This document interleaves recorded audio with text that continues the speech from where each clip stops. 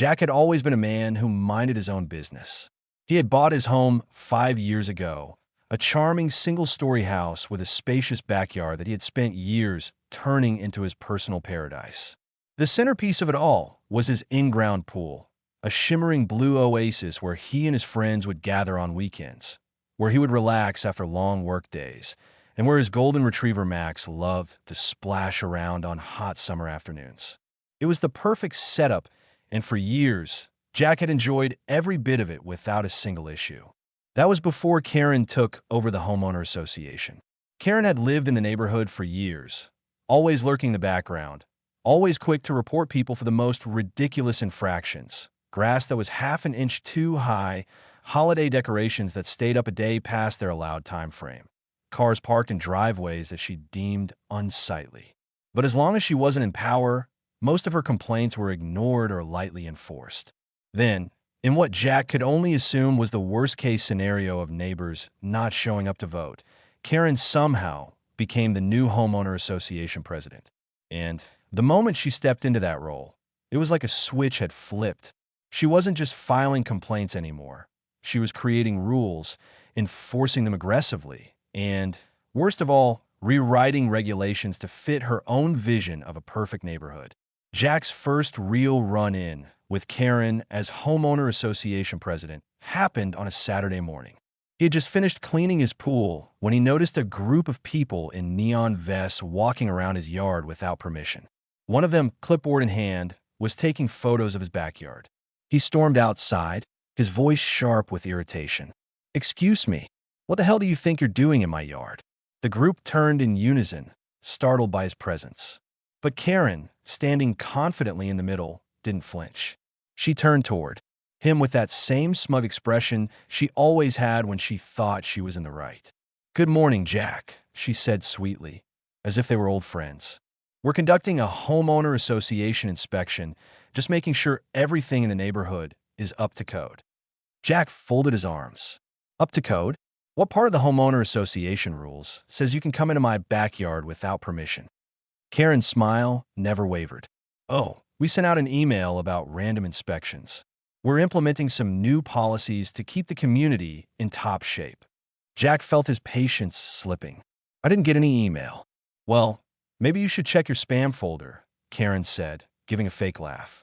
Then she glanced toward the pool, her eyes narrowing.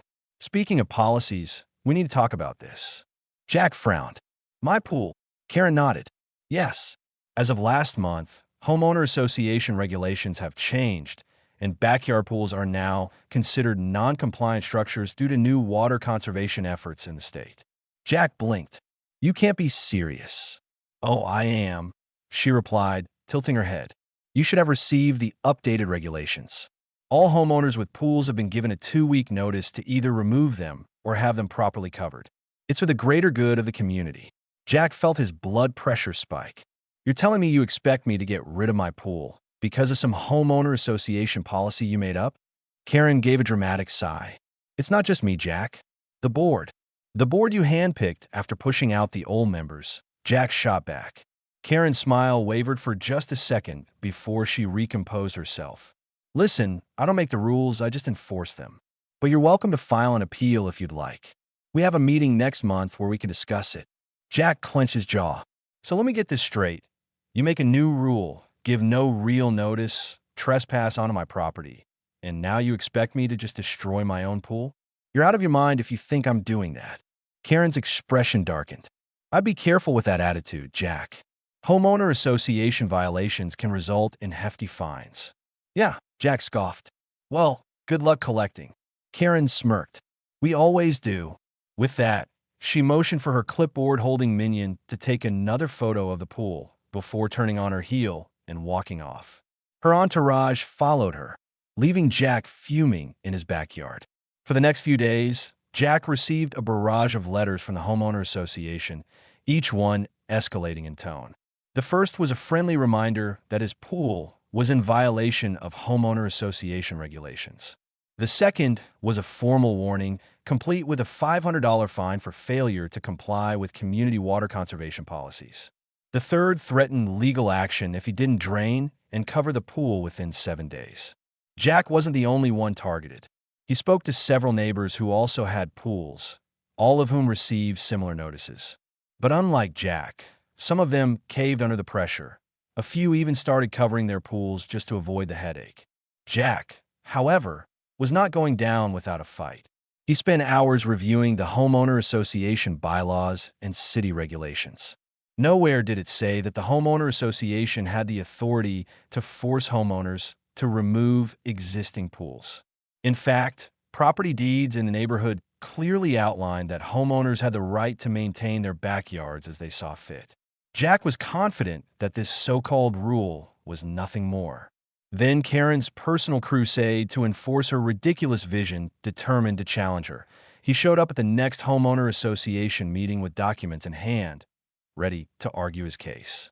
But as expected, Karen wasn't interested in hearing reason. "You can argue all you want, Jack," she said, her tone full of condescension. "But at the end of the day, the homeowner association has the right to enforce policies that benefit the community as a whole. If you refuse to comply, we will take action." Jack wasn't intimidated. "And what exactly does take action mean?" Karen simply smiled. "You'll see." A few days later, Jack found out exactly what she meant. It was a Wednesday afternoon when he came home from work and heard an unusual noise coming from his backyard, a low mechanical rumbling followed by the sound of splattering. His stomach dropped as he rushed outside. What he saw made his blood run cold. A construction crew, hired by the homeowner association, was in his backyard pouring concrete into his pool.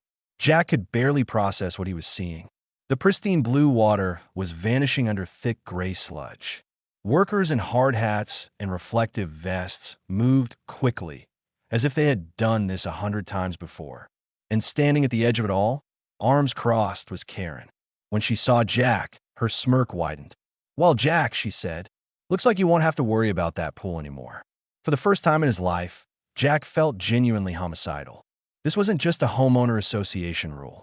This was war. Jack stood frozen on his back porch, his mind struggling to process the scene before him.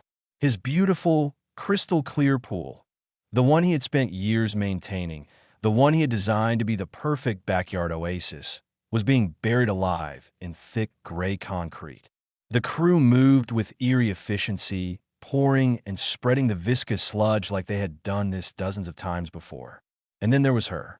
Karen stood triumphantly at the edge of the destruction, arms crossed over her chest, a smug expression plastered on her face like she had just single-handedly saved the neighborhood from some great disaster. She didn't look even remotely fazed by Jack's presence or his rising fury. If anything, she looked pleased. Jack finally found his voice. "What the hell are you doing?" he roared, storming toward the workers, his fists clenched at his sides, heart pounding so hard it echoed in his ears. One of the construction workers, a burly man in an orange vest and hard hat, turned to glance at Karen, as if waiting for instructions. She gave him a slight nod. Before addressing Jack directly, "Good afternoon, Jack," she said, her voice dripping with faux politeness. "We're just enforcing homeowner association regulations. Nothing personal." "Nothing personal?" Jack barked, his voice shaking with disbelief. "You're pouring concrete into my goddamn pool."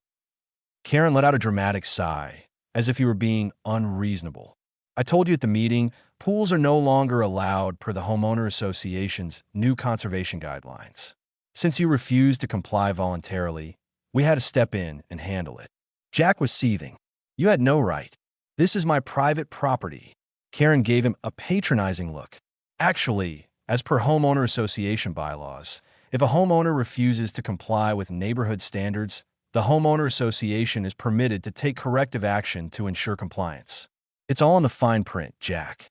Jack's breathing was coming in short bursts now, a dangerous cocktail of rage and shock pumping through his veins.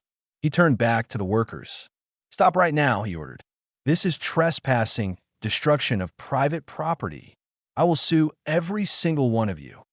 The lead worker hesitated, clearly uncomfortable. He knew this wasn't right. But Karen spoke before he could. "The work order is legal," she said smoothly. "Anyone who stops before the job is completed will be in breach of contract and liable for financial penalties." Jack could see the shift in the workers' postures, hesitation turning into reluctant compliance. None of them wanted to lose their jobs or be sued, and Karen knew it. He spun back to her. "You're insane," he spat. "You have no authority to do this. You didn't get a permit, and I sure as hell never approved this." Karen tilted her head. "Oh, but we don't need your approval, Jack. The homeowner association voted, and the board agreed this was necessary. And as for a permit, well, let's just say we have a few friends in the right places." Jack felt an almost uncontrollable urge to lunge at her. He had never in his life wanted to hit someone so badly, but he forced himself to take a deep breath, his rational side screaming at him to think strategically. This wasn't just about his pool anymore.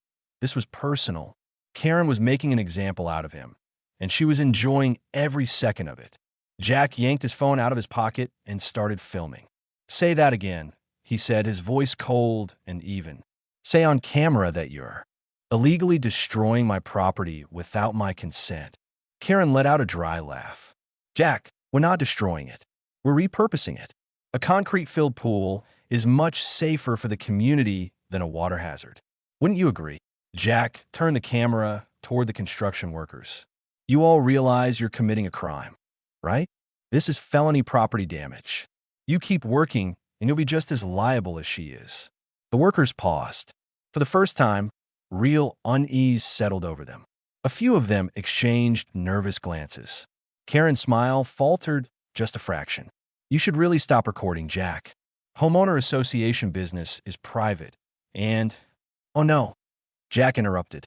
"I'm documenting this little homeowner association crime spree, and I'm going to make sure the entire damn world sees it." That was when Karen made a mistake. She lunged forward, trying to grab his phone. Jack was faster. He jerked back, keeping the camera steady. But Karen's sudden movement shattered whatever illusion of authority she had. Now, she didn't look like a respectable homeowner association president. Now, she looked like what she really was, a tyrant with something to hide. And the workers noticed. One of them, the lead contractor, put his tools down. "Hold up," he said, turning to Karen. "We were told this was homeowner association approved work. You didn't mention the homeowner wasn't on board." Karen's expression darkened. "The homeowner association is the homeowner, legally speaking." "No," Jack snapped. "I am the homeowner, and you're all trespassing." More of the crew members started backing away. The ones who had been reluctant before now outright stopped working. The unease spread like wildfire.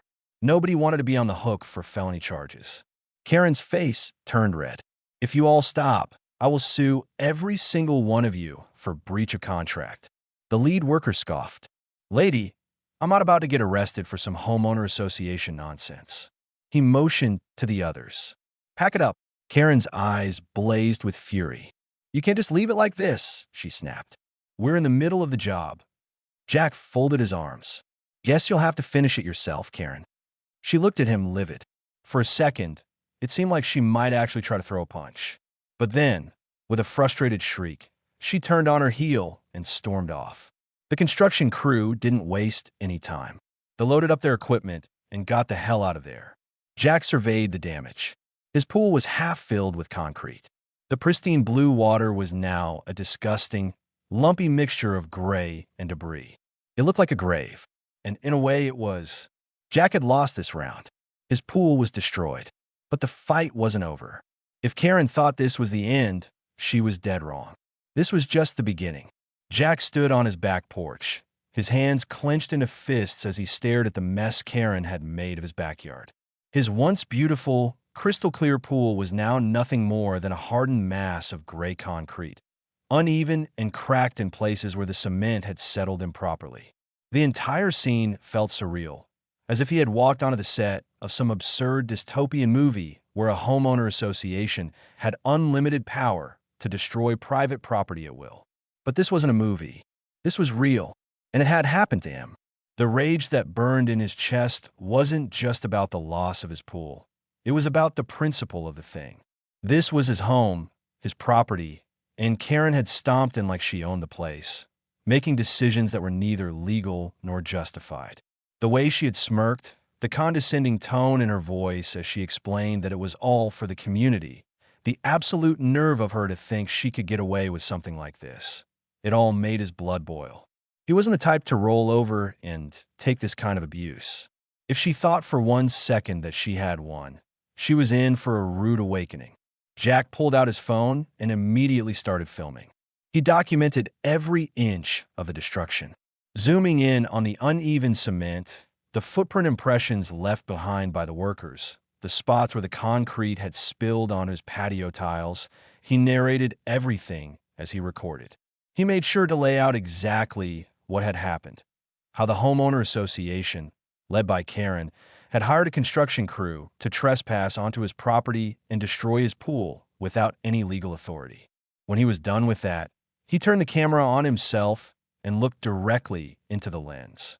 "This is what happens when you give a homeowner association too much power," he said, voice steady but full of anger.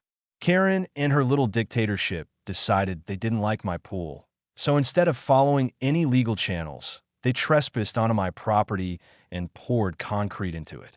No court order, no permit, no notice, just outright vandalism. And if you think this is where it ends, think again."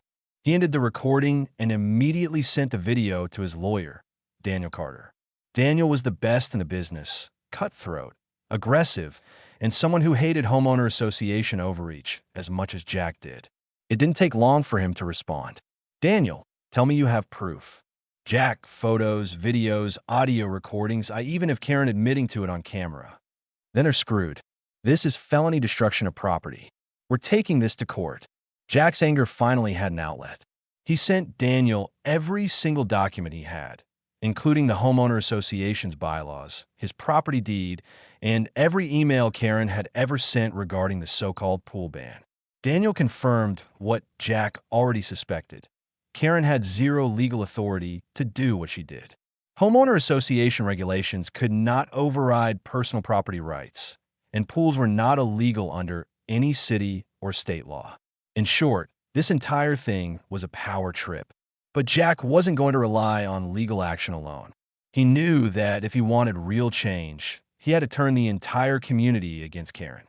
So he went to the one place where homeowners vented about homeowner association nonsense, the community Facebook group. His post was simple but explosive. "Homeowner association abuse. Read this now. Karen just had my pool illegally filled with concrete. No court order. No permission. Just blatant homeowner association overreach. I have photos, videos, and legal documentation proving this is illegal. If you've ever been unfairly fined, harassed, or threatened by Karen and the homeowner association, speak up now. We taking legal action precipitately." The response was immediate. Within minutes, dozens of homeowners commented, each one sharing their own horror stories about Karen's reign of terror. Some have been fined for absurd reasons. One woman had been charged $200 for having a non-regulation mailbox that was installed by the previous homeowner association board. Another man was fined $500 for leaving his trash cans out 10 minutes past the collection time. In the end, several people mentioned how homeowner association fees had mysteriously doubled in the past year without any clear explanation as to where the money was going. The outrage spread like wildfire. But it wasn't until one comment in particular that Jack realized he had just struck gold. "Mark, anyone else notice that Karen's husband owns the same construction company that did the cement job?" Jack's eyes widened. He quickly searched through public business records, and sure enough, Clear View Contracting, the company responsible for the concrete disaster in his backyard, was registered under Karen's husband's name. Everything clicked. Karen had been using homeowner association funds to funnel money into her husband's business under the guise of community improvements. The illegal pool destruction wasn't just about enforcing rules. It was about financial fraud. She was profiting off the very people she was bullying. Jack wasted no time. He sent everything he had, the homeowner association's financial records, the connection to Clear View Contracting, and the illegal destruction of property, to the local news. Within hours, a reporter contacted him, eager to run the story. That night, the community Facebook page exploded with activity. People were furious, not just about Jack's pool, but about the blatant corruption that had been happening under their noses. By morning, the news report had been published, and Karen's face was plastered all over town as the corrupt homeowner association president who had been caught stealing from homeowners. And just like that, the tides turned. Karen, once untouchable in her little kingdom, was suddenly the most hated woman in the neighborhood. Neighbors who had once been afraid to speak out, they were now calling for an emergency vote to remove her from the homeowner association board. Even board members who had once supported her started jumping ship, realizing they had hitched their wagon to a sinking boat. But Jack wasn't done yet. His lawyer had already filed a lawsuit demanding full compensation for the damage done to his property. And since the homeowner association had used community funds to pay for the illegal concrete job, every single homeowner in the community had grounds for legal action. Karen, who had spent years terrorizing the neighborhood, was finally facing real consequences. Jack stood in his backyard, looking at the hardened concrete one last time. He had lost his pool, but he had won something bigger: the fight against Karen's corruption. And soon, she would pay for every single thing she had done. And when that day came, he would be there to watch her fall. Jack woke up the next morning to the sound of his phone vibrating relentlessly against his nightstand. His notifications were out of control: messages, emails, missed calls. He rubbed the sleep from his eyes and unlocked the screen, instantly bombarded with a flood of texts from neighbors, reporters, and even some of the homeowner association board members who had conveniently distanced themselves from Karen overnight. He scrolled through them, barely suppressing a smirk as he saw the community Facebook page was still on fire with outrage. The article about Karen's corruption had gone viral, spreading through the neighborhood like gasoline on an open flame. The headline alone was enough to make Jack sit up straighter in bed. Homeowner Association president faces legal trouble after illegally destroying homeowners' property and allegedly embezzling funds. He clicked on the link, quickly scanning through the report. It detailed everything: how Karen had orchestrated the destruction of his pool without legal authority, how she had used homeowner association money to pay her husband's construction company for unnecessary projects, and how multiple homeowners had come forward with financial inconsistencies in the homeowner association's sudden spike in fees. The piece even included screenshots from the Facebook group, showcasing the absolute chaos and fury unfolding within the community. Karen had spent years wielding her power like a dictator, believing she was untouchable. But today was different. The comment section was a massacre. People were furious, not just about Jack's situation, but about the realization that their hard-earned money had been going straight into Karen's pockets. One woman detailed how she was fined $300 for unauthorized flowers in her front yard, while another homeowner ranted about being forced to repaint his fence twice in a single year because Karen claimed the shade of white was too bright for the community aesthetic. A man named Paul wrote about how Karen had threatened to evict his tenant because she didn't like the car they drove. It was all so much worse than Jack had imagined. Karen wasn't just a petty tyrant. She was a full-blown criminal. Jack wasted no time.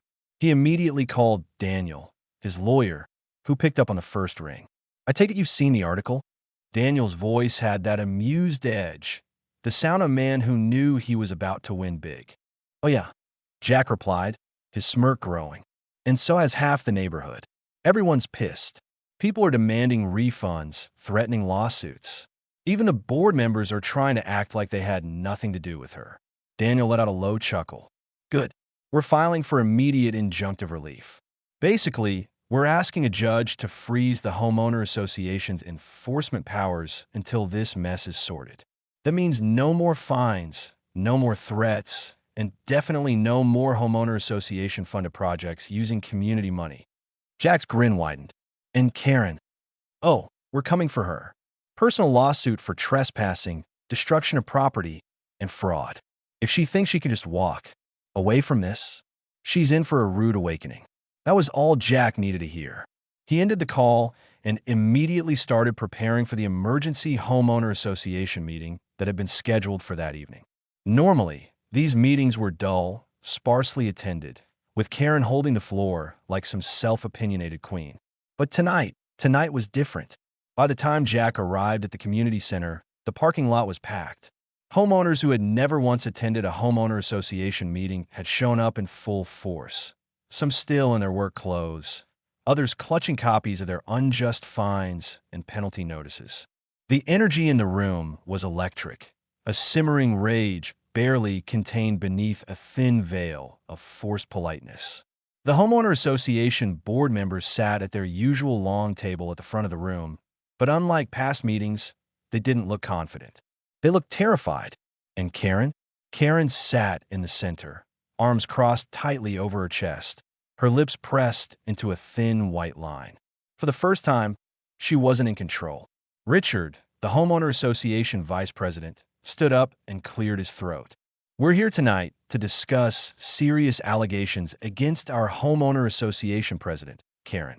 Specifically, the unauthorized use of funds, potential fraud, and Karen cut him off. These allegations are baseless, she snapped, her voice laced with forced composure. This is nothing more than a smear campaign from a handful of homeowners who refuse to follow the rules. Everything I have done has been for the good of this community. Jack stood up. He wasn't about to let her weasel her way out of this. For the good of the community? His voice carried through the room, sharp and unwavering. Is that why you illegally destroyed my pool? Is that why you used our money to pay your husband's construction company for unnecessary projects? He walked straight to the front and slammed a folder full of evidence onto the table. I pulled the homeowner association's public financial records. Here's what I found. Homeowner association fees have doubled since you took over. A significant amount of those funds were paid to Clearview Contracting, which, by the way, is owned by your husband. The room erupted. Shouts of disbelief and anger filled the air as neighbors turned to each other, exchanging shocked glances. Even some of Karen's former supporters looked genuinely horrified. Karen's face turned an alarming shade of red. That's a coincidence, she tried to argue. Those were legitimate community projects. Jack wasn't done. Really, he pulled out before and after photos of the so-called community improvements. The sidewalk repaving job, completely unnecessary. The new fence installation, the same fence, just painted over. The emergency repairs. To the homeowner association clubhouse? No repairs were ever actually made. This is fraud, Jack said coldly. And it's not just me saying that. You've already been served. He reached into his pocket and pulled out a copy of the lawsuit Daniel had prepared. Karen snatched the papers from his hand and skimmed the contents, her hands trembling. Her confident demeanor shattered in an instant. She knew this was real. You can't do this, she stammered, her voice cracking. Oh, I can, Jack said. And I did. The room exploded into cheers. People stood up, chanting for her removal, demanding refunds, threatening their own legal action. Karen looked around in panic, realizing that no one was on her side anymore. Richard stepped forward again, clearing his throat. Given the severity of these accusations, he said, looking at Karen with thinly veiled contempt, I motion for an immediate vote to remove Karen as homeowner association president. Karen's mouth fell open. You can't do that. Yes, we can, Richard said coolly. Homeowner association bylaws allow for a majority vote for removal in cases of financial misconduct. All in favor? Nearly every hand in the room shot up. Karen was done. She stormed out of the room, humiliated, while homeowners cheered. Jack watched her go, feeling a deep, satisfying sense of justice. His fight wasn't over. There was still the lawsuit, still the damage to his property. But for the first time in months, he felt like he had won. And Karen? She was about to find out exactly how it felt to lose everything. Jack stood in the aftermath of Karen's downfall, watching as the community she had ruled with an iron fist finally reclaimed their power. The homeowner association meeting had ended in chaos, with Karen storming out, her face pale and twisted in fury, her attempts at control crumbling under the weight of undeniable evidence. The lawsuit had been filed, and now all that was left was to see just how deep the consequences would run. Jack knew one thing for certain. Karen wasn't just losing her position. She was losing everything. The very next morning, the ripple effects of her corruption started hitting her like a tidal wave.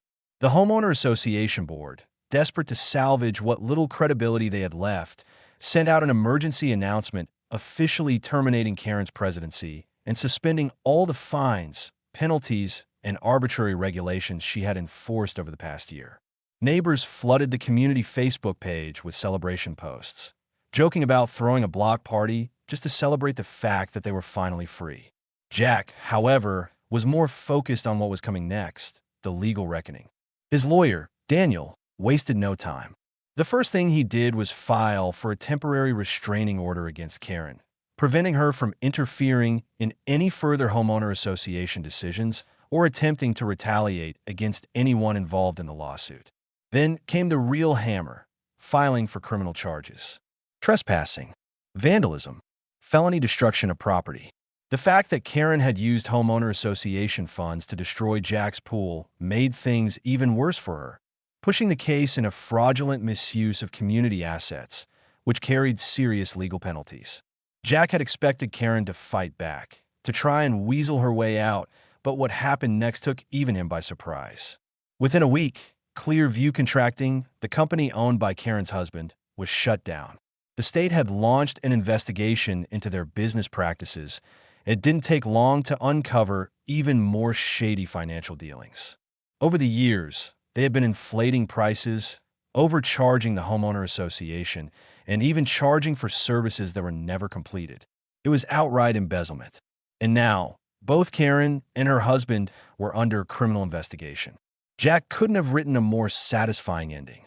If he had tried, the community turned against Karen completely.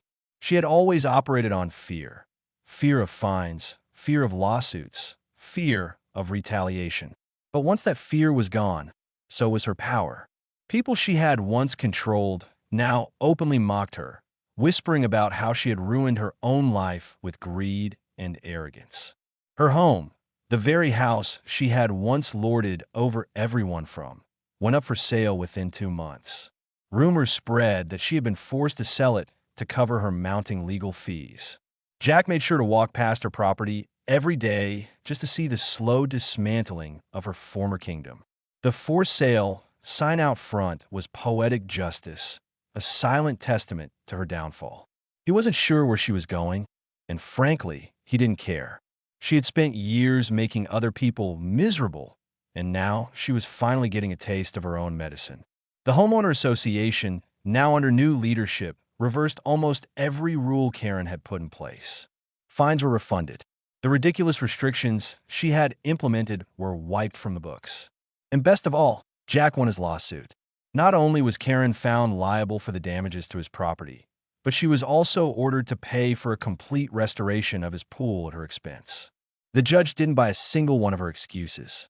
Months later, as the construction crew dug up the hardened concrete from Jack's backyard, he stood with a cup of coffee in hand, watching with deep satisfaction. The new pool would be even better than the last one, a perfect symbol of the victory he had won. Max, his golden retriever, ran excitedly around the yard, his tail wagging as if he could sense the shift in energy, the end of a tyrant's rule, the return of peace to the neighborhood. When the workers finally finished clearing out the last chunk of concrete, Jack stood at the edge of the site, hands in his pockets, surveying the open space that would soon be filled with clean, shimmering water again. He exhaled deeply, letting go of the months of stress and anger that had fueled this fight. Karen had lost. The community had won. And Jack finally had his home back.